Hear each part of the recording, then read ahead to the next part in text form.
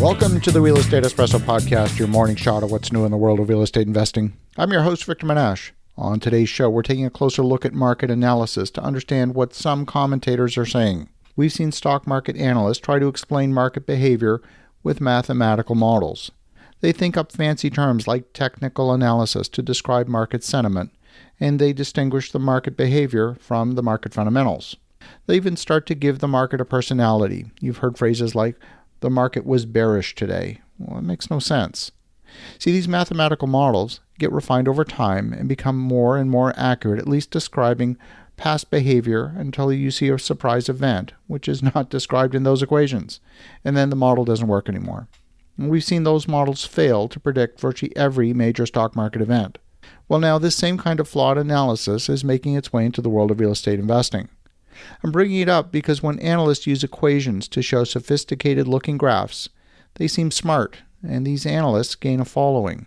The larger their following, the more credible they seem.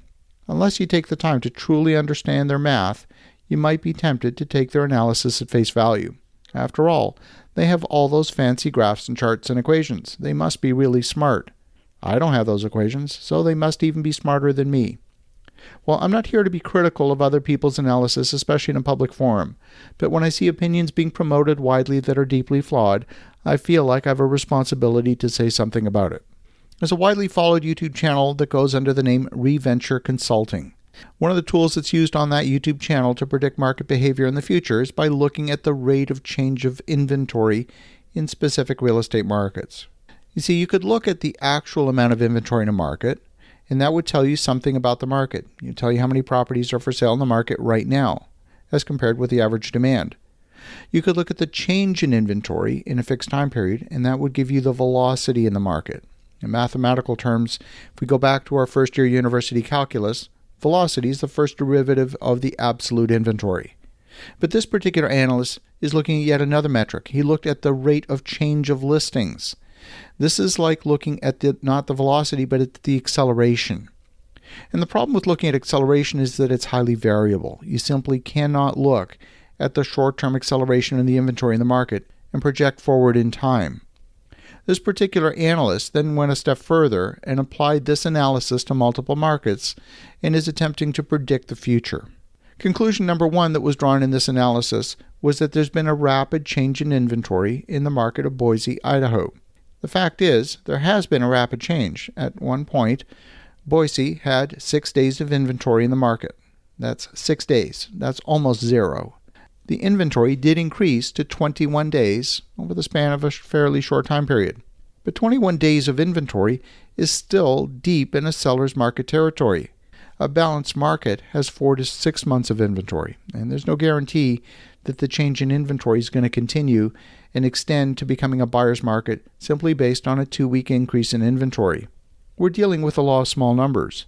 Even a small increase in inventory would cause a massive spike in the number of days of inventory and, in particular, in the acceleration of inventory.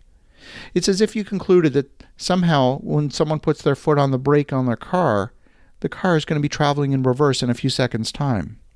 Acceleration is not a useful predictor because these markets don't behave like a physical system that's based purely on momentum. This particular analysis from Behaviour Consulting then attempted to show a connection between the market in Boise, Idaho and Raleigh, North Carolina. From their mathematical model, they drew a conclusion that the next real estate downturn was going to be led by Boise and then followed 6 months later by Raleigh, North Carolina. But here's the thing. The economic drivers for Boise and Raleigh are completely different. The drivers for migration and jobs are completely unrelated. Raleigh is a hotbed of technology research, pharmaceutical research, medical research. It's a completely different market. People are migrating from the high-tax, high-regulation states of California and Oregon to Idaho. Those are lifestyle decisions. The decision to move to Raleigh is tied to businesses in that market. It's an economic decision. It's about research. It's about universities. These are the drivers. Constructing a mathematical model that attempts to connect the behavior of these two completely unrelated markets through a short-term measurement of inventory acceleration is absolute nonsense. Short-term correlation, even if it exists, does not point to a causal relationship. It's a little bit like correlating people who died in the past year with those who were wearing a shirt at the time. A very high percentage of people who wear a shirt also died while they were wearing a shirt, but clearly there's no correlation between wearing the shirt and the cause of death. So when you consume content, especially economic analysis, please, please, please take the time to understand what's being said. Charts and graphs are not a substitute for understanding. As you think about that, have an awesome rest of your day. Go make some great things happen. We'll talk to you again tomorrow.